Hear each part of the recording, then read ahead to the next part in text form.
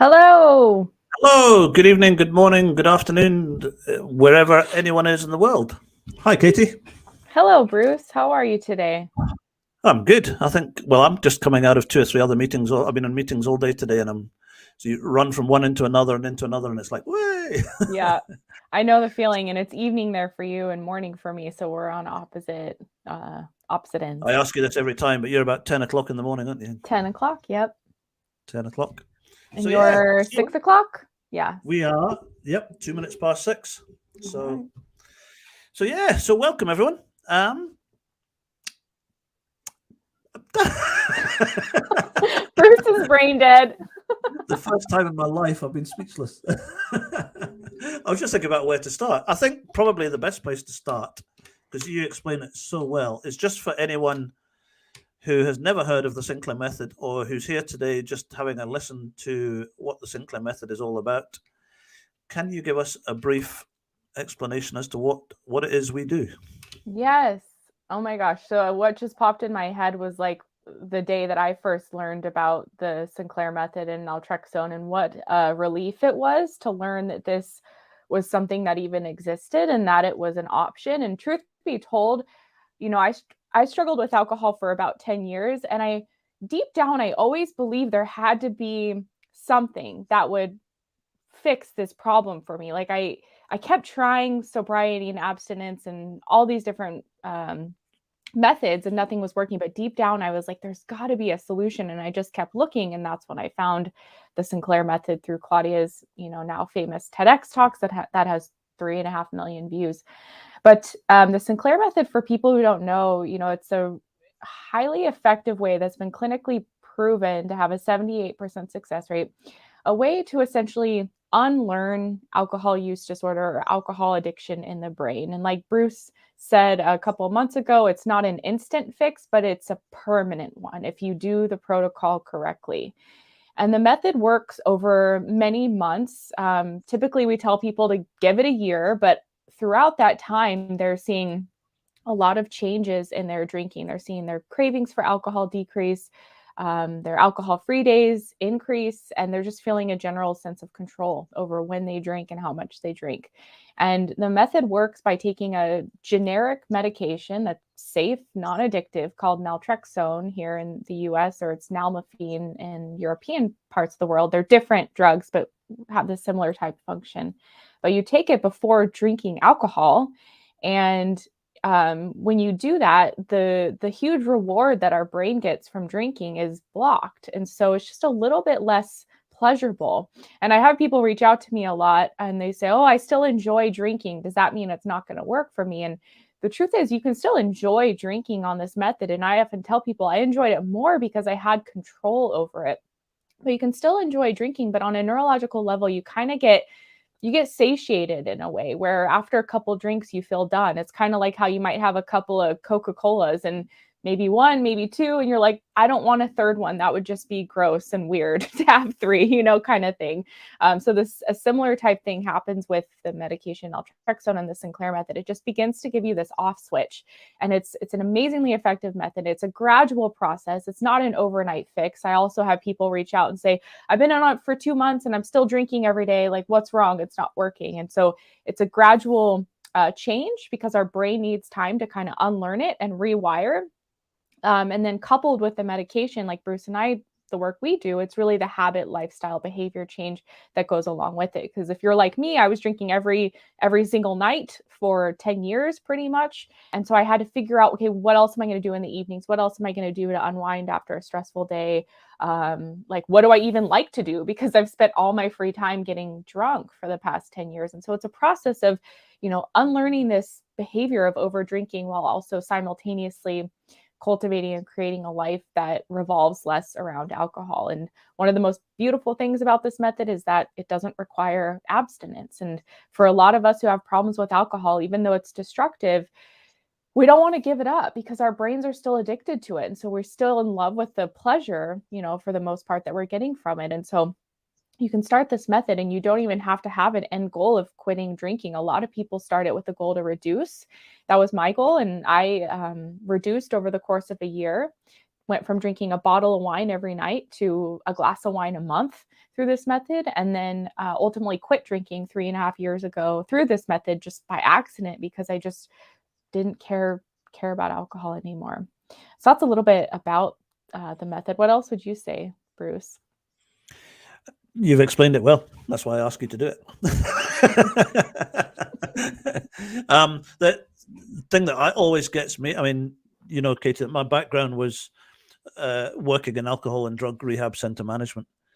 I've worked with abstinence-based programs quite a bit through my line of work before the Sinclair Method. 3 years ago, I got involved working with clients specifically with the Sinclair Method.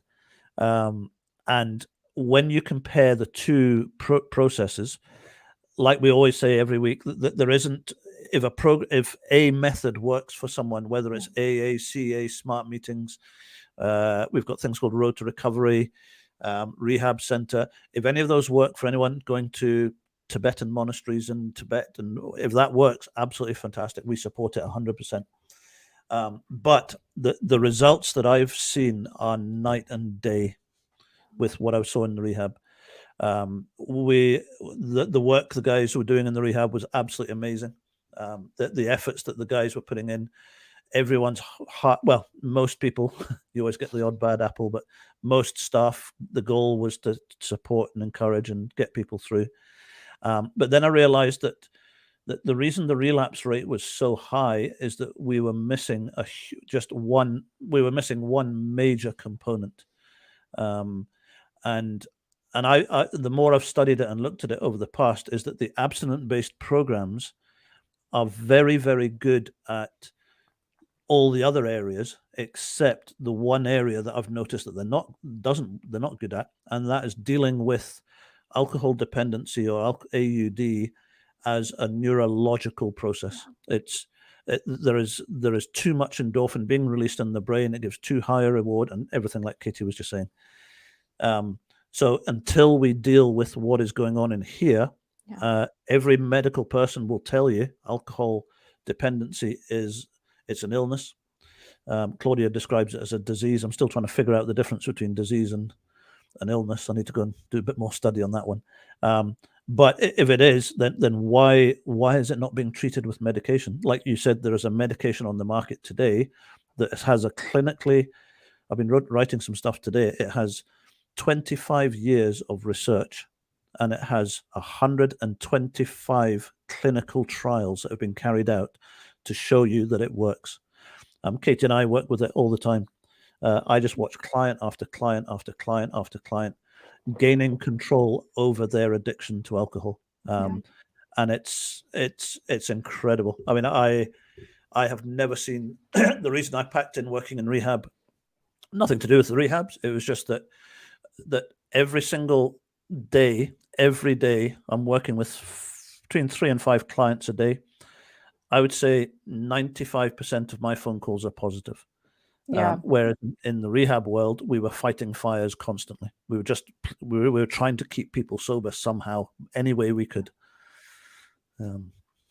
Something that just popped in my head, Bruce, about this too is someone was just messaging me who's on the Sinclair Method, who she's been on it for about a year and she's going through a hard time, and was sharing that they'd been drinking more during this hard time, but they'd been compliant. And I think that's one of the most amazing things about this method is that, you know, if you're still turning to alcohol as a coping tool, even after being on the method for a while, like, okay, yes, that's something that can be improved upon. But if you're taking naltrexone, you're protected. You're not going to relapse into this huge binge. You're just sure, even if you're drinking every day, you're still keeping it within a certain limit and, you know, protecting yourself in a sense. And so it's this insurance policy in a way where previously, you know, they didn't tell me what would have happened previously, but I can only imagine, you know, knowing their scenario, that it would have been a binge that was out of control and blackout and all of that. And that doesn't happen, you know, with this method. I mean, it could, but it's pretty rare for people, you know, it's so powerful in that way. It dawned on me, I think I mentioned it last time we spoke, about a month ago, that as long as people keep taking the medication, relapse is impossible. Yep. It's really starting to dawn, and the power that has is incredible. I mean, again, someone from another program said to me the other day and said, "Yeah, but you're relying on people taking medication." And I said, "Yes." I said, "But on an abstinent-based program, you're relying on people not having a drink. And when the craving builds and builds and builds and builds, you are relying, and people, the reason people go to 2 or 3 meetings a week for the rest of their lives is because they are fighting on a daily basis that craving. And all of a sudden I realized that, like you were saying, I get client after client. I ask my clients for drink diaries. So I get a drink diary through and someone's drunk a little bit extra last Wednesday than they do normally. And they come on the phone and they go, "Oh no, I shouldn't have done it, Bruce." And it's, "What have I done? And have I ruined everything?" And all the guilt and the shame is coming on. And I just say, "Listen, stop. Whoa, stop." And I said, "Did you take your pill?" And they said, "Yes." And I said, "Right. Again, we'll probably go into the neurological side of it at some stage, but as long as you take your medication, the brain is getting a much lower reward of endorphin. And as long as it's doing, the only reason that people go into uncontrolled drinking is because the receptor is releasing too much endorphin in the brain, and the reward, where's the camera? The reward goes right up to here. And when it's up to here, it's actually 1,000 to 1,200 nanograms of endorphin is being released. And at that stage, the brain is never satisfied with one more. So one more. When it comes down to the lower levels with the medication, it then brings back control. So as long as you have that pill, you might drink a little bit extra on one day, or you might go to a wedding, or you might go on holiday and have a few extra drinks on a few nights. As long as you've taken your medication, the brain is getting the lower reward, and it will not relapse unless it goes back up to there. So the only way you can relapse is if you stop taking the meds. Yep. That's priceless. Yep. And it gives us some grace because, like you said, you're relying on people not drinking, or you're relying on their willpower. And we all know that fizzles out. Like, why are there so many people that are overweight when we have all of the right information and tools out there to help them, lose weight and eat healthy and things like that? It's just like because our willpower is only so strong and there's temptation everywhere. And so it's, with this medication, it's protecting you. And even if you have that burning urge to drink, it's like you take your pill and you're protected. Yeah. I need to come back to a question for you in a second, but can I just say quickly as well, anyone that's here, if you've got any questions or if there's anything you want to know or us to cover, just go into the comments and just ask a question. Yeah. What I was going to ask you was, and I know that you're at that stage already. So I hear a lot of the times that people that get down to either very low levels of drinking or abstinent like yourself, that when you go on an abstinent-based program without the protection of the medication and that side of things, it's a daily struggle. And you know that if you have one drink, that all of a sudden, and that on itself is a big weight to be carrying around. Yeah. And it's a constant fear of, can I go to the wedding? Can I go to here? Can I go to there? What's going to happen if I go through a really difficult time in life and all that kind of stuff? How comfortable are you in regards to craving and knowing that if anything happened in your life and next week something just said in your brain, I need to have a drink, what would that look like? And would you relapse? Yeah, that's such a great question. It's really a non-issue for me. I can go out to parties and there's alcohol everywhere, or bars, and some people don't eat meat and they'll go to a restaurant and there's meat everywhere and they're like, I'll just have my pasta or whatever. It's just, I just don't drink. And because my brain has been healed, it's really just not an issue at all. So it's like not something that bothers me or that I feel like I wish I could have it or that I feel triggered. Again, because the brain has been healed. And abstinence because before TSM, I tried to quit drinking dozens of times, and I made it 6 months one time. But it was this, like you said, this uphill battle. And I just remember thinking the future seemed so bleak, like gray, because my brain wanted to drink. My brain was still craving the alcohol, looking for the pleasure from alcohol, and I couldn't have it. And so I was just constantly denying myself something that I really, really wanted because my brain was still hijacked by the alcohol addiction. And so, a lot of people, what I've heard is like when they go abstinent, it's like thinking about your whole life being sober. It's just like, forget that. I'm just going to drink. The thought of that alone is too daunting.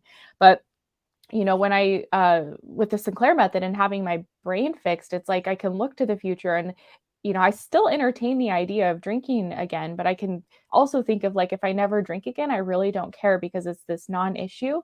But even lately I've been thinking like, should I have an extinction session again just to like, for like the heck of it, as like an experiment on myself after 3.5 years of not drinking, through the Sinclair method. So I've entertained the idea. I'm not like, rigid about it, but I just know that if I were to ever drink again, I would just take the naltrexone and I'd probably have one, maybe two drinks and I would be fine. Now, if I were to drink again without naltrexone, I would just never do that because I'd never want to go back to where I was before. But I know that it could be relearned. So I just wouldn't eat. That's like playing with fire. I would just never do that. But if I want to drink again, I would just simply take naltrexone beforehand. And so it is this relapse proof. Like, I sure it, the outside world might think I'm relapsing because I'm drinking again, but it's like, if you're taking naltrexone, it's a non-issue. You're just drinking like a normal drinker would. So it's so freeing, to be honest, and to not be thinking about alcohol or triggered or craving. It's just, it's a non-issue. It doesn't even bother me whatsoever. And so it's pretty incredible. And a question I ask clients quite often: if you were to rate your daily craving now between 1 and 10, 1 being 0 and 10, 0 being 0, 10 being extremely high on a daily basis, what would you give it? 0. I don't have it.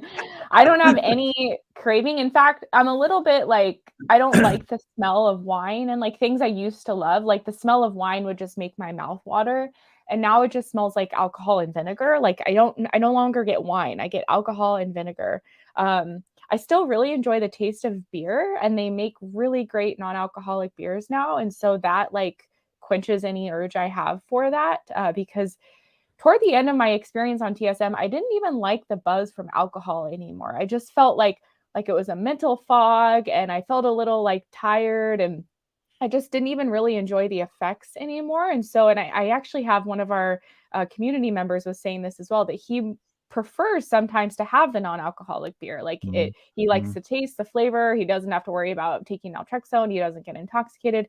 And that was true for me. Like I was starting to prefer these non-alcoholic beers as opposed to other beers. So yeah, like no craving level, no battling those cravings. Like it doesn't exist. It's like I've told people, I think I've said this to you before, I've never smoked cigarettes. And so like, I don't think about smoking cigarettes or want a cigarette. And so it's the same for alcohol. It's just like, it's been erased from my brain, that whole experience.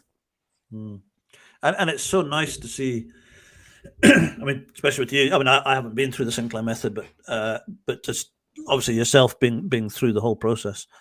And when I talk with clients and having worked with clients who are then in the rehab centers, that when they come out of the rehab center, I used to watch the face of guys as they were, the day they were leaving the rehab. We would have guys would come into the office and would say, "Okay, so how are you feeling? How?" And they would sit there, and these were men that were just kind of guys, and they were petrified. I remember looking at the face of some of them, and they're saying, "I'm not ready to go, Bruce. I need to. This is so nice being here. It's keeping me sober. It's keeping me everything else." And the majority of the time, within a couple of weeks of leaving the rehab center, they'd relapsed, and it was so sad. But it's so I cannot, even 3 years down the track, it's that it just gets better and better and better. The more we learn about it, the easier it is to support people through different areas and different parts of the process. But I just, my wife said to me today, because I've always said I love what I'm doing with the Sinclair method, and she said, "Do you still enjoy doing it?" Because after a while, with everything, it just becomes normal, or it becomes a job. Yeah. And I said, there isn't a day that comes past you go on the phone with someone, "Yeah, this is happening, and I've dropped this much, and I'm sleeping better, and getting a better relationship with my partner, and I'm not as foggy in the morning anymore." And I've got to tell you this one if I can. I've got a guy who is drinking. The UK units are different to the States. He's been drinking 40 units a day now. A bottle of wine is 10 units, so it's equivalent of 4 bottles of wine. a bottle of spirit that we would call it in this country, you'd call it hard liquor, a bottle of vodka, a bottle of whiskey or scotch. In this country, it's 30 units. So it's a bottle and a quarter of whiskey is what he was drinking a day. And he's done it for 6 months. He came on the program. The only person I've had that didn't seem to be, anything seemed to be happening for him. And then long story short, I work with a doctor here. We spoke to him, and drinking at that level continuously was dangerous for him. Yeah. So we were going to have to look at some other process of those, because he's been on the program about 6 months. We can't keep him drinking at that level. So we were thinking about, okay, we need to look at rehab. We need to look at something. He phoned me up yesterday, and this guy, floods of tears, came on the phone. I went, whoa. I says, are you okay? And he said, absolutely. He said, I'm drinking 5 units a day now. And I hadn't spoken to him for 3 weeks. And I just thought, I was phoning him up to say, we're going to have to take you off the program. The very first person to say that we're going to have to get you into rehab. We need to get you off the drink because this is going to kill you. He's drinking 5 units. So I ran through all the stuff. Any shakes, any hallucinations, any voices, checking for the withdrawals. No seizure, no issue with all that kind of stuff. He was absolutely fine with withdrawals. And he said, and you could hear it in his voice. Every time I spoke to him before, he was shaking. You could actually, he said, I was having, when I'm checking, I check for tremors and things like that with people. So sometimes you get where's my camera? You get a hand tremor like that, or you sometimes get a full, like a limb, I call it a limb tremor, where literally you can't pick up a glass. The guys are sitting there like this. Wow. He said, I've been doing that for months, Bruce. And he said, for the first time, the tremors have stopped. Wow. And it's just, it's story after story after story after story. And it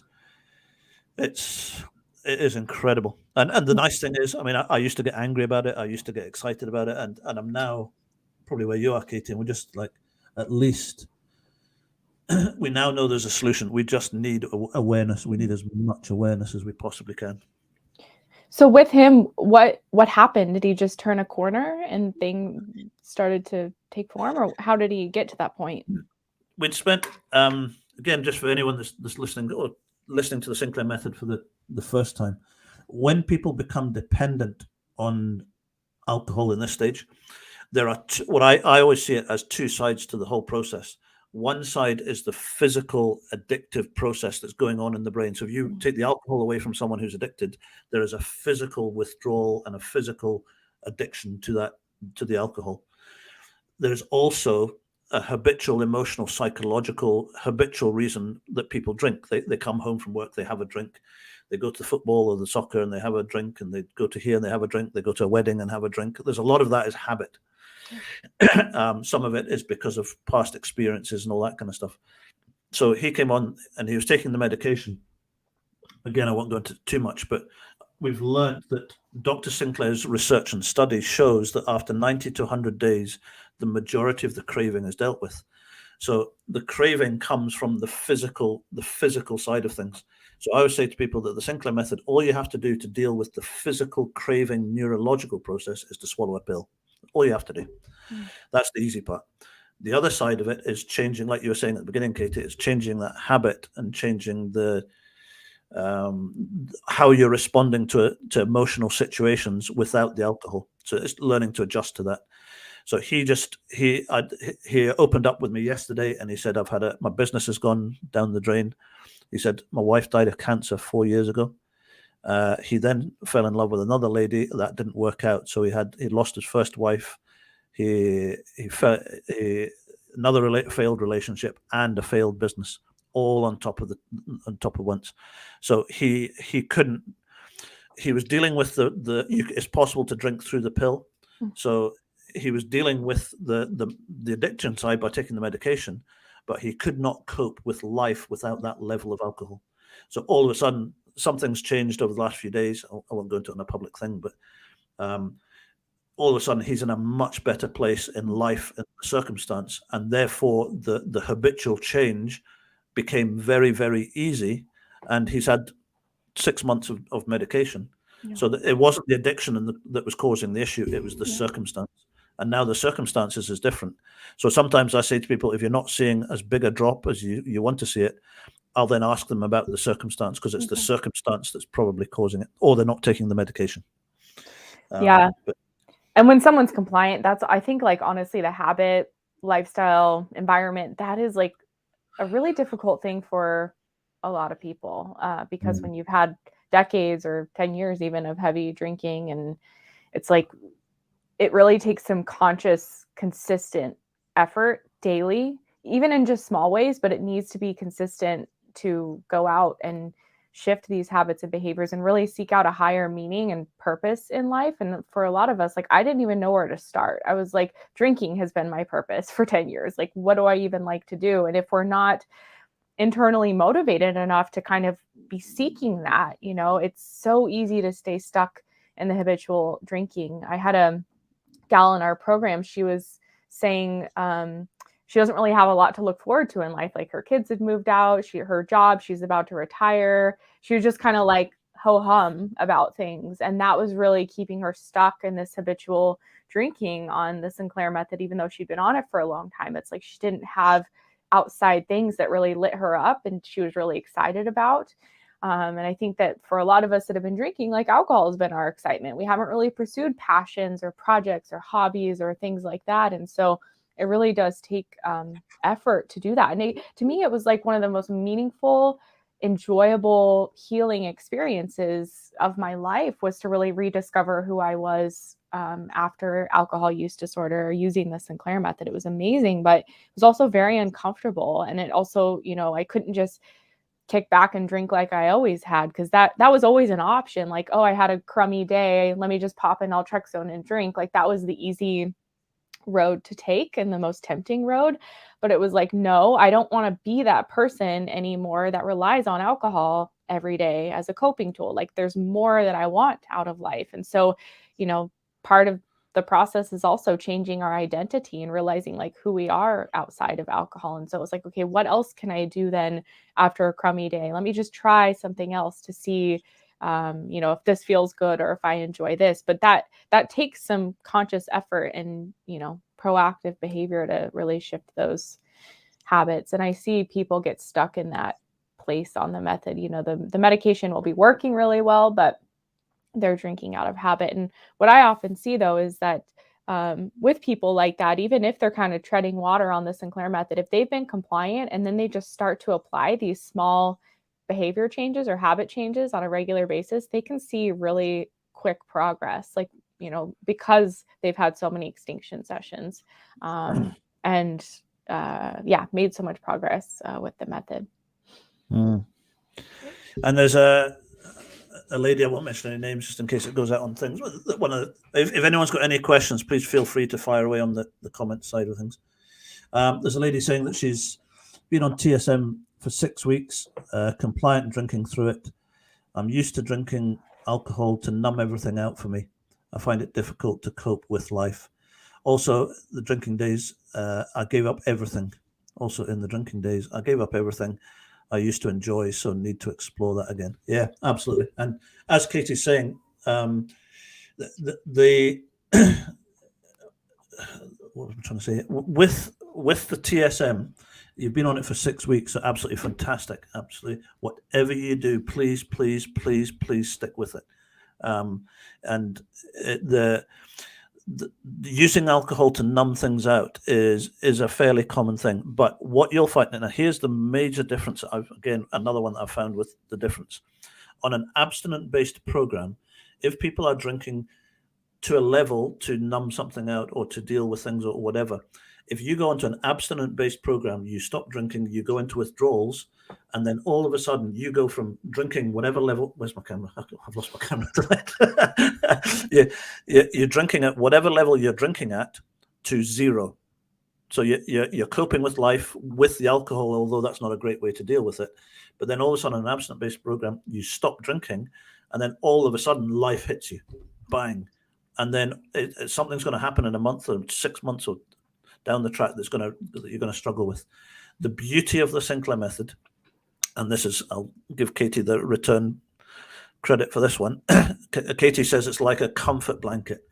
And what she means by that is that the nice thing with the Sinclair method, if you're in that position, the lady that's just mentioned that, if you're in that position and you're finding that the emotional side of it is getting too strong for you as you're reducing, it just means you've reduced too much too quickly. So what to do is to make that reduction a little bit slower over a slightly longer period of time, as long as your drinking level is not at a level where it's dangerous for your health. So as you're reducing, that what to do, I always say to clients, and this is why the support side of it is so important, because we can do it on a one-to-one basis with it. As people are reducing, then we're always just checking in with them and how are you feeling, how are you coping, emotionally, how are you getting on, how are you coping with that adjustment, make a little adjustment, reduce from 2 bottles of wine to 1 3/4 bottles of wine, maintain that for a week or two, and then reduce to 1.5.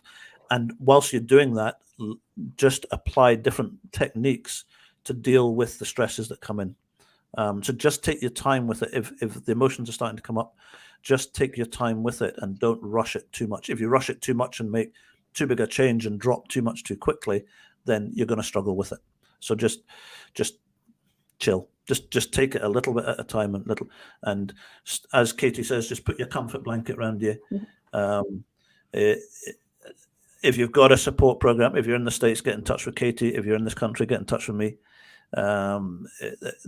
We can talk you through the whole process. No, go, Katie. I'll explain something else later on. So I just Steve. Totally agree. And I think one thing that was really helpful for me is taking self-care, like I call it radical self-care, just like making that a top priority for you so that you feel like you're caring for yourself in a way that you might care for your own child or like a relative who is sick or something, and really doing everything you can to nurture yourself every single day. Because when we drink alcohol to numb out, we're really abandoning ourselves and abandoning our emotions rather than embracing them and working to heal them in a sustainable way. And so as you're kind of unlearning using alcohol as a coping tool and learning other coping tools, there's so many different things you can do to kind of escape. I kind of viewed it as like a step ladder. I would use alcohol to kind of numb out at the end of a Friday night. But after a while, I was like, I'm just going to go get an indulgent meal or let myself have junk food in a movie or get a massage or whatever felt good to me in that moment. It was like I was just anything else I could do that was comforting, that wasn't drinking, was like how I approached it. And I was doing it in a way where I was really, again, like prioritizing my self-care and giving myself permission to, do whatever else felt good. And also, approaching it like, with more of like baby steps. Like if you really feel like you want to drink tonight to cope with whatever, it's like, let me try taking a hot bath first and see how I feel afterward. Or let me go get my favorite meal at my favorite restaurant and see how I feel afterward. Because, if you try these things first, not taking drinking off the table, but at least delaying it a bit, you might find that these other ways to cope can be super helpful and you may not drink after all. Like Friday night was a common thing for me. I always wanted to drink at least a bottle or two of wine on Friday night to cope with the work week. And so I started on the Sinclair method. Well, let me go get my takeout from my favorite restaurant and eat that meal and just see if I still want to drink afterward. And that helped me break that habit of Friday night habitual drinking over time, because the meal and like putting on a good movie, like that was so nourishing for my soul. Whereas drinking was just kind of like, not helping that at all. So that's just like something for you to think about. And being six weeks in, you're so early still. So it's great that you're even thinking about these things this early in. Just, put your self-care on top of your priority list is what I would say.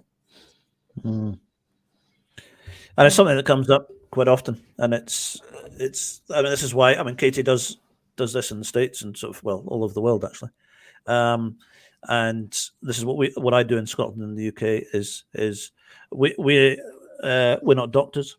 We don't do any of the medical side of things. There are doctors that do that side of things. What we're doing is we're talking people through the program. So, sorry, I've just had what we call a pheasant just fly right over the top of my head. That's what you probably saw me go like that, duck. So what was I saying? I've gone completely now. The reduction, the support side of it. The support side of it, and again, it's what we do. So we're kind of it's not that we're biased about it. I have seen people working in the program who just expect the pill to be a magic pill. Now, like I said, you've got the two sides to the whole program. You've got the physical craving addiction side, and then you've got the emotional reduction side, emotional habitual reduction side. Yeah. The taking the pill, Katie and I have said it in different places. I would imagine there's no evidence on this one, but we would say there's roughly about, it will do about 50%, I would imagine, of the process. The other process is that you have to make decisive, intentional decisions to change. And that change is the hardest part of the Sinclair Method. On abstinent-based programs, people are spending their whole lives fighting the craving, that they never get to the point where they start to deal with the change or to deal with other things. Or they do sometimes, but not all the time. But on the Sinclair Method, the pill will deal with the craving and the addiction, no problem. So it gives you the time to then deal, as Katie was saying, there's a comfort blanket. You can go from drinking 2 bottles of wine a day, take your medication, you can drop down to 1 bottle of wine. If you're then starting to struggle with that level of alcohol to cope with everything, then seek out other professionals, seek out counseling or therapy or something. So it gives you that time with a little bit of comfort blanket. So you're not stopping drinking completely at that point. I can still have a few drinks, but I can also start to deal with whatever it is that I'm struggling with. And it just gives you that peace of mind. Yeah, absolutely. It's a process. Like, that's why we often tell people to give it a year. I think my doctor told me that when I first started, and that really helped me to approach it with the right mindset and realizing this was going to take time. And that can seem daunting to people because they're like, no, I want this problem fixed right now. But what's great about this method is that throughout that year, first of all, it might not take you that long, but second of all, is you see these changes in yourself that wouldn't have happened before. Like, I would leave wine in a wine glass at a restaurant. I wouldn't finish it, which before I would drink every last drop, or I would open a bottle of wine and not be able to finish it, or I would have 3 alcohol-free days in a row. And so it's this really awesome process, if you're working alongside the medication, where you see these changes in yourself. They're gradual and they're subtle, and they're things that actually people can easily dismiss. So pay attention to those small changes you see in yourself, because that's really how the method works. It's this accumulation of just these small changes that add up over time. Sometimes I'll meet with people and they'll say, oh, I've been on it for 3 months and I'm not seeing any changes. But when we dig in a little bit deeper, typically there are changes, like they're not drinking in the daytime anymore, or it's taking them longer to finish their drinks, or they're not thinking about it as much. And so it's not an overnight fix, of course. And of course, it's, our relationships with alcohol are complicated, but I think if you can pay attention to anything that's different, that's a signal that the method is working. And I'll give you a very quick 2-minute for the lady that was just writing as well. She's just written some more stuff. A very, very quick 2-minute overview of the actual process. That what happens is when you first start on the medication, if you're 6 weeks into it, you'll have found that you will have had somewhere between a 30 and 50% reduction in the first week to 2 weeks. Now, if it hasn't happened, don't worry about it. But I would say 85% of people have that reduction when they come in. If it doesn't happen, it doesn't mean it's not going to work. It will still happen. But you have probably seen an initial reduction in the first week or two. Then what happens is it levels out. And at that second stage, what then happens is that second stage is all about habitual change. It's all about making changes. In that second stage, 100% compliancy with the medication. Keep a drink diary, keep a log of what you're drinking on a day-to-day basis. And if you can, I don't know where you are in the world, but plug yourself into some sort of support program that you can get to give you the support and encouragement through that. So that second stage, keep a drink diary of how much you're drinking day to day, and just make a little change at the end of each week. Just say, okay, instead of drinking at 5 o'clock every night, I'm going to drink at 6 o'clock. Because you're taking the medication, as you make those little changes, you'll then see the reduction in the alcohol. But because you're taking the medication, the craving is not kicking in at the back of it. So therefore, that reduction should be very, very comfortable. If you can't maintain a reduction, it just means that you've moved too much too quickly. So just backtrack a little bit and just take it a bit slower. And as you're reducing, just do it very, very slowly initially. And as you're reducing, if it becomes too difficult, then don't panic if you have one day where it goes up a little bit. It will come back down the day after, no problem. But if you're struggling emotionally or psychologically, then just seek out therapy or counseling, or speak to a doctor or GP or someone else. So that's just a very rough overview. Sorry, Katie. Yeah, no, that's great. And just to kind of piggyback on that, sometimes people are hyper focused on their drink reduction and their drink log. If they're not, like one woman told me the other day, oh, I just drink a bottle of wine every day, it's not changing.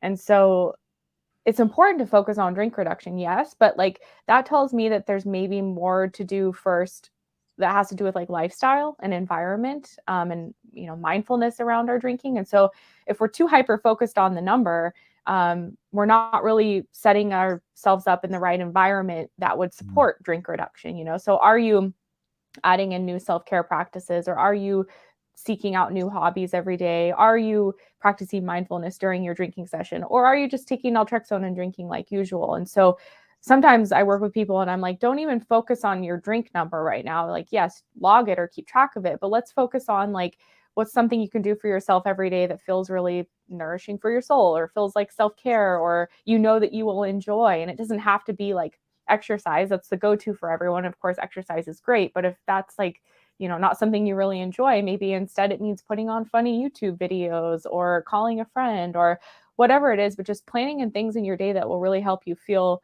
good. That's just like one small example, but I think it's important that we focus on, setting up the right environment around us so that it supports us not wanting to drink that bottle of wine every single day.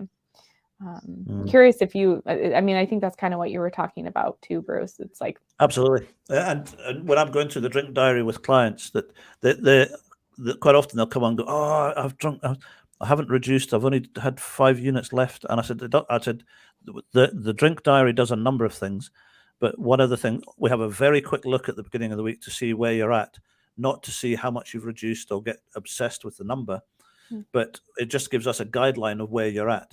Because then we can I said that everything that you need to be doing from here on in that second stage is all to do with habitual change. Yeah. So the focus, as Katie's saying, is absolutely bang on. We need to see it's the habitual change and keep recording everything. Habitual change, keep recording everything. And then the diary will show you and give you that stage that you are, all right, okay, I've reduced 10 units. Or I had a lady came on the phone the other day and she said, it's not working anymore, Bruce. I'm just not sure whether I want to carry on. And I said, okay. And I said, let's go and have a look at your diary. And we went back and had a look at the diary, and she had dropped. I think it was about 65% or something at that stage, and it was equivalent to a bottle of wine. And she went, oh, I never really looked at it that way. And I said, hang on a minute. And I said, let's have a look at that. And I said, a bottle of wine a day works out at 28 bottles of wine a week. A month. 30 bottles of wine a month. And I said, are you feeling tired during the day? Yeah, it's not working. I'm starting to feel a bit more tired and everything else. And I said, the reason you're feeling tired is because you've got 30 bottles of wine less a month, and the sugar that is in that is massive. And I said, it's the lack of sugar that's creating the tiredness. It's not the alcohol or the process isn't working. I said, it's working. I said, you're right on the cusp of things happening. I said, keep going. Yes. But yeah, it's the habit. It's the by just controlling the habit, the figures and everything else will take care of itself. So don't focus, as Katie's saying, on I've got to drink this less. I've got to do 5 units less this week. It's like, no, that the 5 units is just a thing. But if you change a habit, then that's going to be sustainable and long-term. Yep. That helped me to more focus on, like, I gave the example of like my Friday night. It's like, I was still giving myself the option to drink, but I was like consistently doing something else other than drinking and seeing if then do I want to drink after that. And even just taking that time to really assess where's my craving level. And a common question I would ask myself is like, okay, I feel this urge to drink.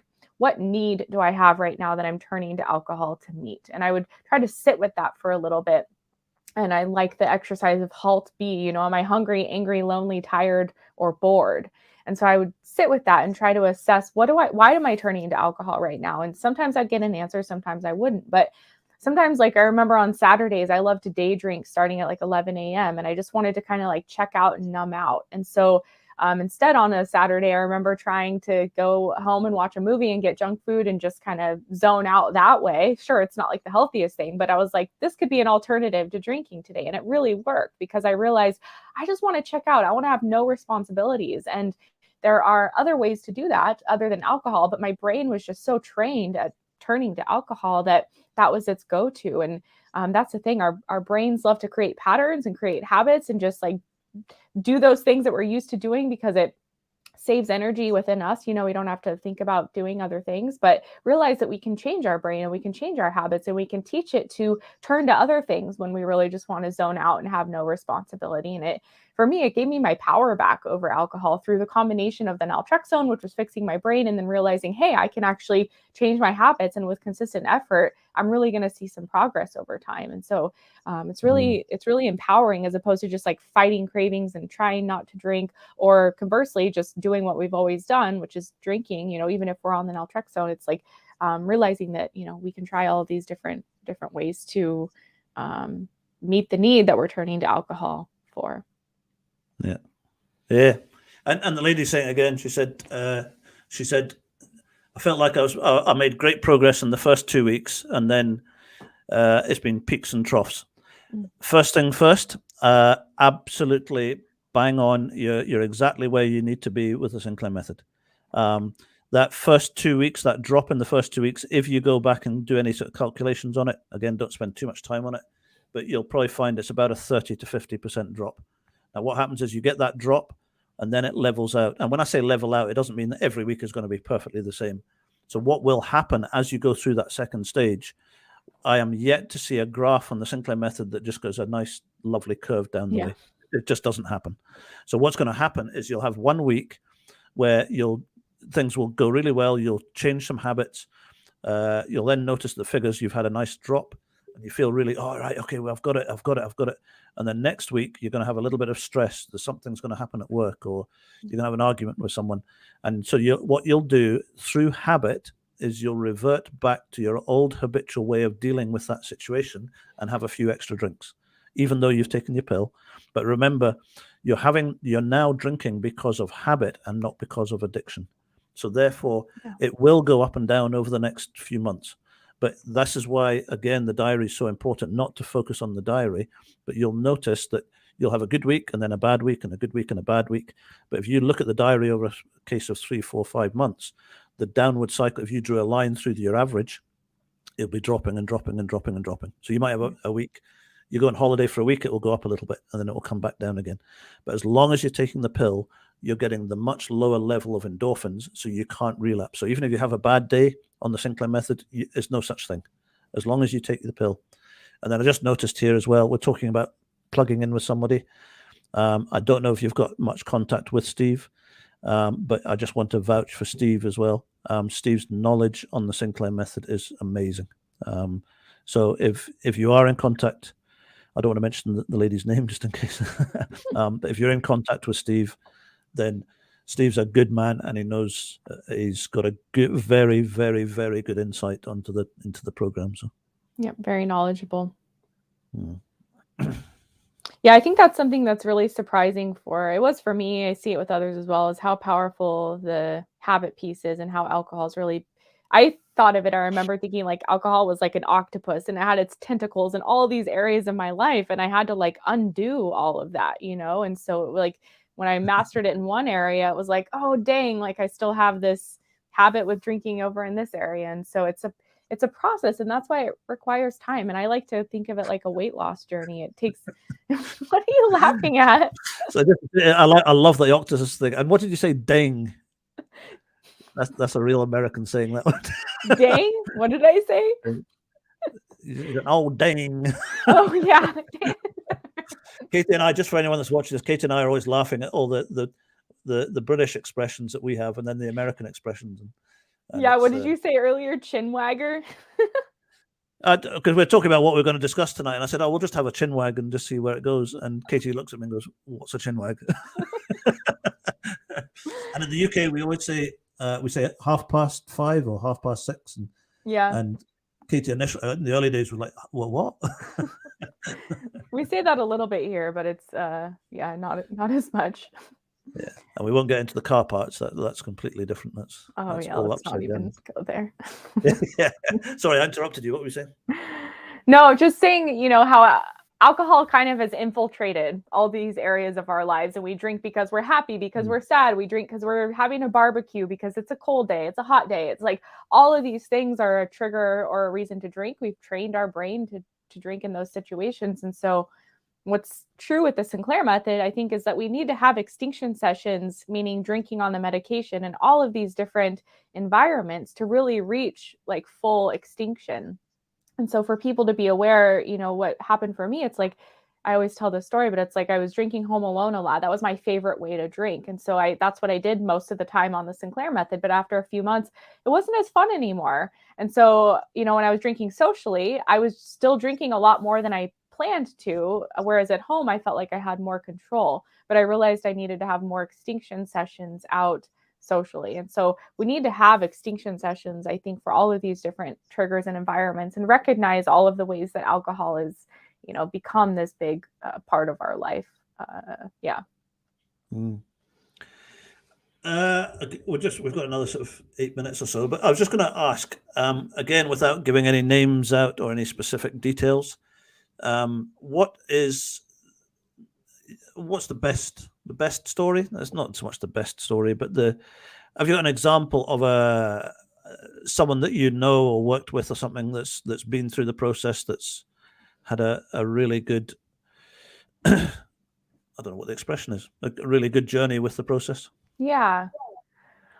There are so many. I think for me, one that stands out, and in general, the ones that stand out are the people who have tried the method a few times and for whatever reason they weren't quite ready. And so maybe they started the medication and saw some progress, but then they stopped doing it because maybe they just weren't totally ready to change yet. Or some people have told me the medication worked too well. Like I wasn't expecting to reduce my drinking that quickly. So those stories are the ones that stand out to me the most. And one person that comes to mind, they tried the method 3 separate times. The first couple of times they didn't really see a huge difference, and so that's why they stopped taking the medication. Again, compliancy was an issue, meaning they weren't taking the medication 100% of the time, every single time. And then also the lifestyle behavior habit, like still turning to alcohol as a coping tool in some sense. So, but the third time around, they came to it and were fully committed this time and were compliant, and went from someone who was drinking 3 bottles of wine a day, kind of similar to where your client is at, down to, I think it was in less than a year, down to drinking like a couple of drinks a couple of times a month, had lost like 50 pounds, got a new job, just like these incredible, it improved the like they were on the brink of a divorce and they were getting back from that. And so that type of story, and I see this a lot, and I'm sure you do too, Bruce, it's like when we repair our relationship with alcohol through the Sinclair method in a way that feels like it's actually repaired and we're not just fighting cravings every day, it has this amazing ripple effect into so many other areas of our lives. That was something that caught me by surprise. I wasn't expecting it to improve. Of course, I wanted my health to be improved, but I wasn't expecting to have the mental clarity that it gave me, or to fix my relationship with my husband, in a way that I didn't even know it could be, and friends, and just all of these, career, all confidence, all of these ways that our life can be improved when we drink less alcohol. It's just such this ripple effect. And I'm 3.5 years sober, and it's still happening, to where if I was drinking alcohol today, a lot of what my life is, it would just not have been possible. And so seeing those kind of stories of where people really started out in a dark place and weren't really committed to the method, and not really sure if it was going to work for them, and then just seeing that within the course of a year, so much can change when you jump into this method with both feet, when you're 100% compliant, and when you're serious about making this change. It's incredible, because alcohol, it's like this, it puts a damper on everything. It rips away at our self-confidence and our potential and our energy and our mental clarity. It just totally is this ball and chain we have to drag around. And so the negative impacts it has on our life, that's a ripple effect as well. And so when we repair that, it's a positive ripple effect. And so I just love seeing those stories of people that were starting this method, 3 bottles of wine a day, every day, to a couple of drinks a couple times a month, plus like these huge life improvements in other areas as well. So what about you? I'm sure you have a lot of those stories as well. Yeah, and can I just say hello to a gentleman in England who's just come on? So, absolutely amazing to speak to you or to know that you're here.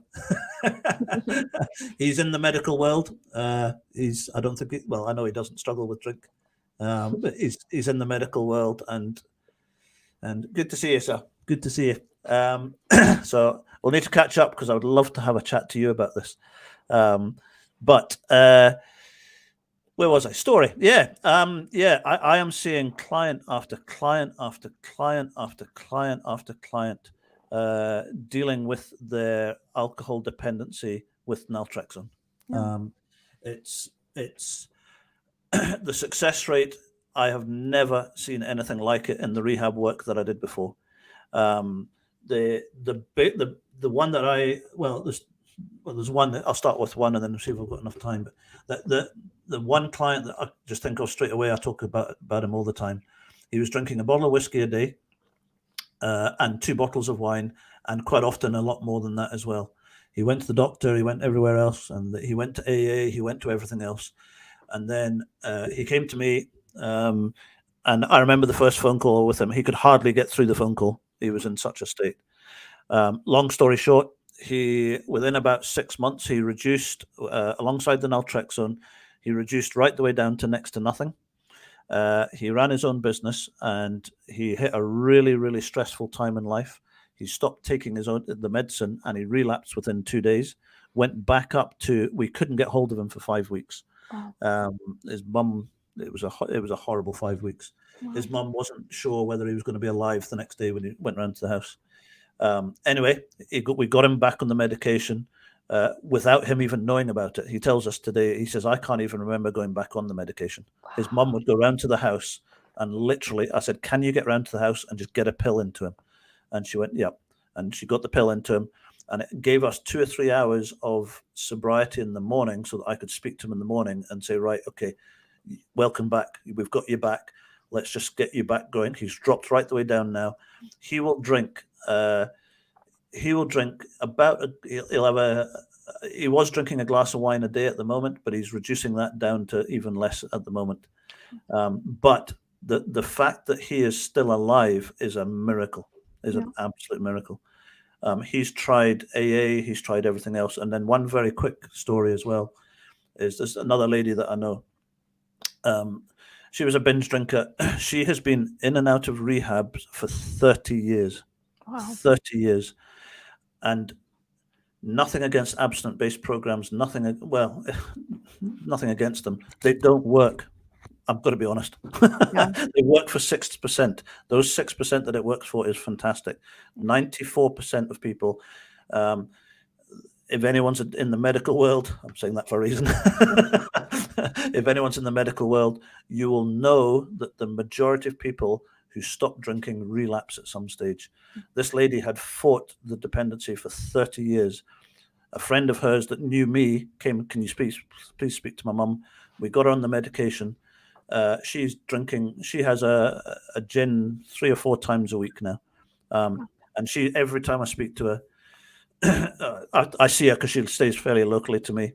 And she says, why did someone not tell me about this 30 years ago? She said, I've been in and out of rehab. There's all that family, like you're saying, Katie, there's all the family stuff and the issues. One naltrexone alongside support has radically changed her life. And Katie watches it, and I watch it client after client. It's not just the odd person. It is client after client after client after client after client. There is a solution, that there is a treatment for alcohol dependency. And the only other thing I want to say is that it is not your fault. It's not a moral failing. It's nothing other than a neurological imbalance in the brain where too much endorphin is being released as a result of drinking alcohol. So anyway, sorry, Katie, that was a quick. No, that's great. It's those stories of people that are in a dark, I've known so many people too, they're in that dark place. They've tried everything else and they're just honestly like on death's doorstep, and then they figure out about the Sinclair Method, and it's incredible. So I think, again, we've run out of time, unfortunately. Thank you, Katie. Yeah. Thank you, Bruce. Do you want to just say a bit about what you're up to in the States? Yeah, thanks to everyone who's here as well. So here in the US, we have created it's worldwide really, but we've created a program that's really, we're trying to be the gold standard for the Sinclair Method treatment, where we really have all levels of support and information and resources in an online community for the Sinclair Method. So really for anyone at any phase of the method. Oh, geez, what did I say now? No, you've said nothing. I'll explain to you afterwards. Okay. Yeah, it's an online program where people can access courses and group support and one-on-one support, and just an awesome community of people who are also all on the Sinclair Method. So we've been building that out this past 6 months or so, and it's really turning into something awesome. So if people want to learn more, the link is below, thrivealcoholrecovery.com. Brilliant. I don't know what's... I'll tell you when we're off air, and I can't say anything live at the moment. So, yeah, and then I run Alcohol Recovery Scotland here in Scotland, and we work one-to-one with clients on the Sinclair Method here in the UK and in Scotland. So again, if anyone's got any questions at all about the process, get in touch with Katie, get in touch with ourselves, with myself. More than happy to chat through anything. And great to have everyone here. And I think that's about us all. I always try and think up some way of having this huge big ending, and then you just go, well, okay, that's us for this month. We're here at the first Wednesday of most months, as long as there's nothing else going on in life, Christmas or Thanksgiving or something else like that. So, but thank you very much, Katie. Absolutely. Thank you, Bruce. Thanks, everyone. Great to be here with you all. And we'll catch up with everyone next month. Okay. Bye. Bye.